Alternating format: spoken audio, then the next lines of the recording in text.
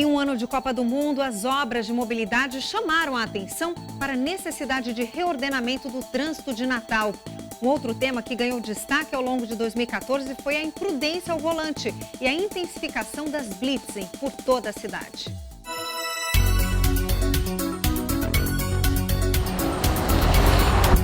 Em 5 anos, o número de veículos cadastrados no Departamento Estadual de Trânsito do Rio Grande do Norte, o DETRAN, só na capital potiguar, saiu de 252.110 veículos para 355.020. Ou seja, um aumento de mais de 100 mil veículos circulando nas ruas de Natal. Em relação ao estado, este número ultrapassa a marca de 1 milhão no período de 2010 a 2014. E se há mais carros, a paciência no trânsito também tem que ser redobrada, principalmente devido aos congestionamentos que passaram a fazer parte do dia a dia do natalense. Mas para amenizar o caos no trânsito, a cidade também passou por muitas mudanças. Com a realização da Copa do Mundo, o entorno da Arena das Dunas foi todo modificado. As obras de mobilidade urbana foram realizadas para agilizar o tráfego de veículos, principalmente no local. E para o próximo ano, novas alterações serão realizadas para completar o projeto final que acabou não sendo concluído a tempo. Ainda de acordo com o secretário adjunto da SCTU, Walter Pedro, as mudanças eram necessárias e já refletem em pontos positivos no trânsito da capital potiguar. Os corredores, tanto com a Prudente Moraes como a Salgado Filho, o reflexo, a gente está avaliando entre 10 a 15 minutos de ganho em termos de atraso de viagem que tinha anteriormente, antes das obras, né? Vale salientar que do programa da Copa, ela não está totalmente completa, né? Ainda há de melhorar porque falta a Capitão Malgouveia e Gerando Câmara, que elas estão ainda parcialmente interditadas, né? A gente, com certeza, quando abrir todo esse leque de vias ali naquele entorno e nas adjacências, ainda vai melhorar mais ainda esse fluxo. Mas a construção dos 2 túneis e viadutos próximo à Arena das Dunas tem sido contestada por especialistas no assunto. Para o engenheiro civil Rubens Eugênio, por exemplo, Natal segue na contramão das principais cidades do mundo. E o que era para amenizar o caos no trânsito tem gerado transtornos. São ideias ultrapassadas em termos de cidade, né? Porque elas produzem, em certo momento, até uma eventual ilusão de ganho de fluxo, mas no final das contas, se você fizer uma conta real, esse ganho não é tão significativo, ou até não existe. Mas o impacto na superfície, em tirar das pessoas o acesso às coisas, acontece. Então, o caso, por exemplo, nesse entorno aqui do Arena das Dunas, acabou o acesso a pé das pessoas a toda a região do estádio, né? Ele foi cercado por um conjunto de trincheiras, viadutos, etc. E as pessoas perderam o espaço. E se é para melhorar o fluxo de veículos, no que diz respeito aos VLTs, veículos leves sob trilhos, os novos trens recém-chegados ainda não refletem no trânsito da capital potiguar. Mas, com as mudanças previstas pela Companhia de Trânsito Urbano, devem sim ser mais uma opção para quem precisa do transporte público. Ainda sobre o assunto, o secretário lembrou que a licitação dos transportes está com as audiências públicas marcadas para janeiro de 2015, onde o assunto será discutido com a sociedade. A partir de janeiro vão ter as audiências públicas, onde vai ser exposto à sociedade qual é a ideia que o município está tendo com relação ao formato da licitação, né? Onde a sociedade vai poder conhecer e opinar também, né? Que isso aí fica uma transparência maior para dar mais vamos dizer, credibilidade ao certame, né? Onde a população também vai ser parceira junto nessa decisão do município.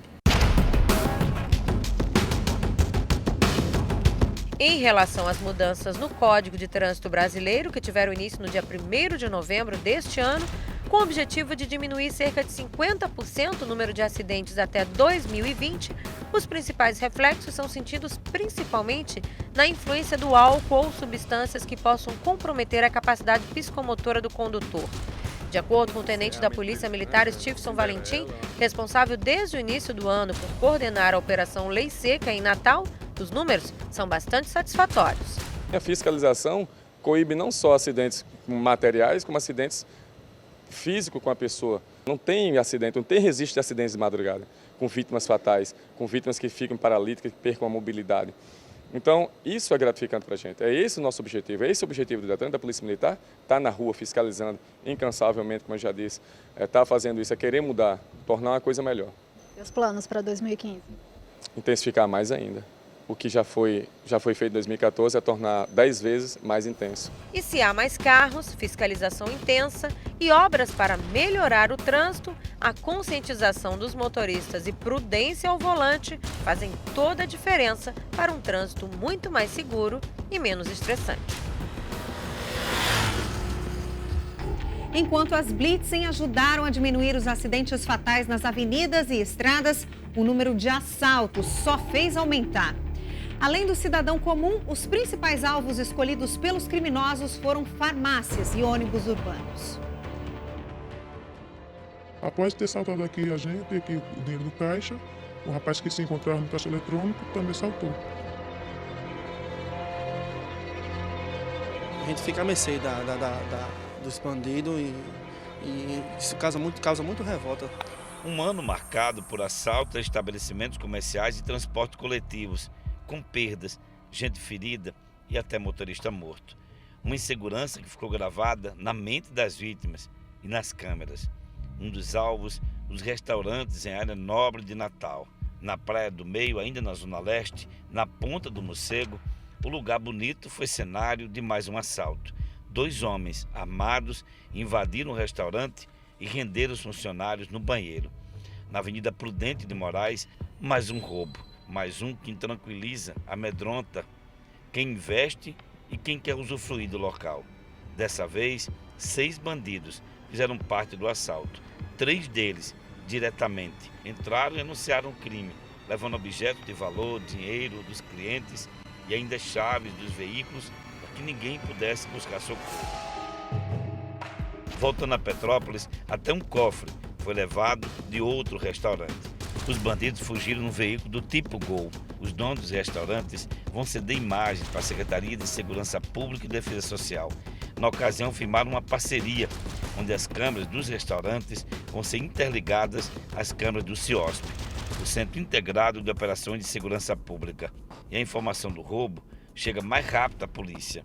Uma ajuda de quem cobra mais segurança pública. Já foi dado soluções para colocar mais câmeras na rua, para fazer monitoramento eletrônico das principais ruas e principais setores comerciais da nossa cidade. A gente está disposto a conversar, está disposto a ajudar.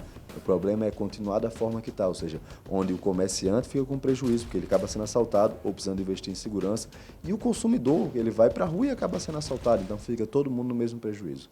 Inclusive, é o principal pleito do comércio hoje, não é nem falar as situações econômicas, é a segurança. É o principal pleito hoje para o governador eleito. A economia do Estado em relação ao turismo já vem decadente já há alguns anos, né? Nós estamos já chegando no fundo do poço. E agora, com esse problema de insegurança, o próprio natalense não quer sair de casa para ir jantar fora, não quer sair de casa para ir para um bar, para um restaurante para se divertir, já está ficando com insegurança. Então, nós não temos mais o que fazer, vai ficar abrindo a porta para vir ser assaltado, passar insegurança para o nosso cliente, a gente não vai passar. E se a gente for fechar mais cedo, vai causar desemprego na cidade. Enquanto isso, nas ruas, quem pega transporte coletivo sabe, pode ser assaltado a qualquer momento. Só entre janeiro e agosto de 2014 foram registrados 363 assaltos em Natal e na região metropolitana. Um aumento quanto ao mesmo período do ano passado de 1,96%. Parece pequeno, mas não é. Motoristas, cobradores fizeram protestos. Os passageiros não entenderam por que tinham que pagar a conta, já que pagam a passagem. E a paciência para aguentar um sistema de ônibus ultrapassado. Transportes coletivos na porta de delegacias, cena comum esse ano. Final de ano, nas festas juninas, no carnaval, acontece um aumento significativo de assaltos a ônibus. Né? Mas a gente espera que, apresentando esse número à Polícia Militar, 881 assaltos, sendo 719 em Natal e 162 na Grande Natal, em Parnamirim, Macaíba. Então a gente entende que com isso a Polícia Militar vai intensificar esse trabalho direcionado também ao sistema de transporte e não só às praias, porque a gente tem conhecimento que quando chega nesse período se desloca algumas viaturas, né, para atender a população que vai estar nas praias, o turista que vem para Natal. A gente quer que também tenha esse atendimento no sistema de transporte. Antes, uma reclamação, depois o susto, hoje o terror. Um motorista, inclusive, chegou a perder a vida durante um assalto. Isaac de Farias tinha 36 anos, era casado, Isso aí é de São José de Mipibu, Panísia Floresta. Durante o assalto, sofreu um tiro, o suficiente para tirar-lhe a vida. Outros números que assustaram os norte-riograndenses foram os de homicídio. A vida foi banalizada e os crimes aconteceram pelas motivações mais simples. O ano da graça de 2014 não teve a violência freada. A morte veio a galope e muitos tiveram a vida ceifada ainda jovens, muito jovens. Os números superaram uma estatística já assustadora do ano passado e só provaram que nada, absolutamente nada foi feito. Somente no penúltimo final de semana do ano, 14 pessoas foram assassinadas, totalizando 1.719 crimes violentos letais intencionais nos últimos 12 meses. Os fatos ocorreram dia após dia, noite após noite. Jailton Dantas França da Silva, de 16 anos, e Ilberval Teixeira de Lima, de 24, ainda correram. Tentaram escapar do inevitável, mas terminaram assim, protagonistas de mais uma história que se repetiu dezenas de vezes. Ouvimos pedidos de socorro, gritos de mulheres perseguidas, ameaçadas e assassinadas em via pública, dentro de casa ou dentro de ônibus. Alexandra Moreira da Silva fez tudo o que deveria fazer para não ser vítima do ex-companheiro, mas de nada adiantou. Enfurecido e armado com uma faca, o sujeito invadiu o coletivo onde estava Alexandra e desferiu 5 golpes na balconista. Ela morreu dentro da ambulância. O sujeito foi preso. Depois dela, outras 2 mulheres foram assassinadas no estado, totalizando 117 este ano. O ano de 2013 sentimos também o gosto do sangue amargo do crime, com 1.666 mortes até o dia 31 de dezembro. Em 24 meses, contamos 3.385 assassinatos. Contamos 3.385 histórias que despertaram o interesse de alguns gestores da polícia. E foi criada uma divisão de homicídios, mesmo que ainda necessitando de aparelhamento e efetivo. Os crimes da capital passaram a ser investigados por um grupo de delegados e agentes experientes, mas mesmo assim, pouco eles puderam fazer.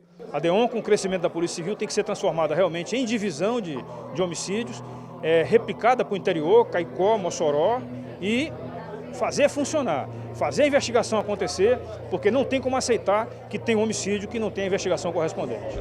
Ouvimos também depoimentos daquelas que sentiram na pele a perda, a dor, presenciaram os filhos serem arrebatados deste mundo das formas mais violentas. Terezinha Silva de tudo fez para ver o jovem Francisco Canidé longe do perigo. A droga, a maior razão dos crimes de morte, venceu mais uma vez. A morte causou revolta em muitos momentos de 2014. O lutador de MMA foi surpreendido na porta da academia. Ele não teve chance. Luiz de França foi executado na frente dos amigos. Um oficial da PM foi apontado como principal suspeito do crime. 7 dias depois, a ex-mulher do tenente Iranildo Félix foi assassinada com tiros na cabeça. A polícia começa a montar um verdadeiro quebra-cabeça. Muitos casos ainda estão sem respostas. A polícia tenta desvendar mistérios e encontrar provas para elucidar crimes. Dar um ponto final na angústia de centenas de familiares que, além da dor da perda, sofrem com a impunidade. É o lado B do disco da morte. 2014 se apaga, mas deixa acesa uma única chama. Na verdade, uma única luz, a de que a justiça pode tardar, causar feridas terríveis, mas pode ser feita. É um investimento maior no sistema de segurança pública, principalmente no tocante à Polícia Militar, de recompletar o efetivo da instituição e ter mais equipamentos. Rosilene teve essa esperança e viu a juíza condenar os homens que mataram Maria Luísa. As eleições marcaram o calendário político de 2014. Aqui no Rio Grande do Norte, esse processo foi concluído com a eleição de Robinson Faria, que vai governar o estado a partir de hoje. As discussões sobre as possíveis alianças que se formariam para alcançar a vitória começaram meses antes, mas se intensificaram no início do ano. Com a proximidade da votação, trouxeram surpresas e muita competitividade. A possível aliança local entre PT e PMDB não aconteceu. E o PSB não teve candidatura própria ao governo, apesar do interesse sinalizado pela Executiva Nacional. A estratégia utilizada pelo PMDB foi esvaziar a candidatura da ex-governadora Vilma, dando a ela a possibilidade de disputar o Senado numa dobradinha com o PMDB. Então, isso fez com que o PT saísse de cena. A chapa formada por Henrique Alves para o governo e Vilma de Faria para o Senado foi motivo de cisão dentro do Partido Democratas. A atual governadora Rosalba Ciarline desejava tentar a reeleição, mas não teve o apoio das principais lideranças do DEM, que planejavam uma aliança com o PMDB em uma grande coligação para garantir bons resultados na eleição proporcional. Quem ganha, então, o apoio do Partido dos Trabalhadores é Robinson Faria, do PSD, classificado no início da disputa como candidato de si próprio. Foi o rompimento da aliança do PMDB com o PT, uma aliança que vinha sendo costurada a nível nacional, que fez com que o PT fosse buscar apoio ou fosse buscar um aliado na candidatura de Robinson, de forma a fazer uma dobradinha que garantisse a vitória da deputada Fátima para o Senado. No meio da corrida eleitoral, a TV Ponta Negra prestou o serviço de levar informações sobre o processo de forma inovadora. Além da grande cobertura da agenda política dos partidos e reportagens mostrando a preparação do TRE e a real situação da administração pública nos diversos setores, a programação trouxe também um debate diferente de todos os já realizados no estado, com a maior proximidade entre candidatos e população e mais liberdade nos questionamentos dentro das discussões. A presença da OAB para análise de pedidos de respostas garantiu uma maior imparcialidade no conteúdo transmitido aos potiguares.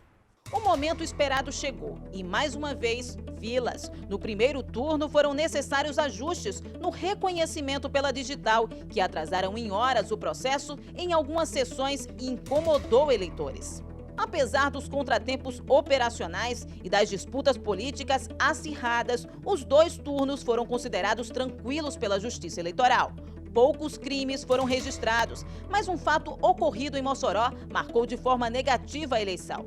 Um jovem foi assassinado dentro da fila de votação em uma escola da cidade. Não foi nada a ver com política, não é? Ele, problema de gangues, não é? E ele ia votar nessa sessão, o algoz dele o perseguiu e, lamentavelmente, o pegou dentro da sessão eleitoral. O crédito dado à última votação pelo eleitor também foi diferente. Pela primeira vez no Rio Grande do Norte, o índice de abstenção, votos nulos e brancos ultrapassou os 40% do total do eleitorado.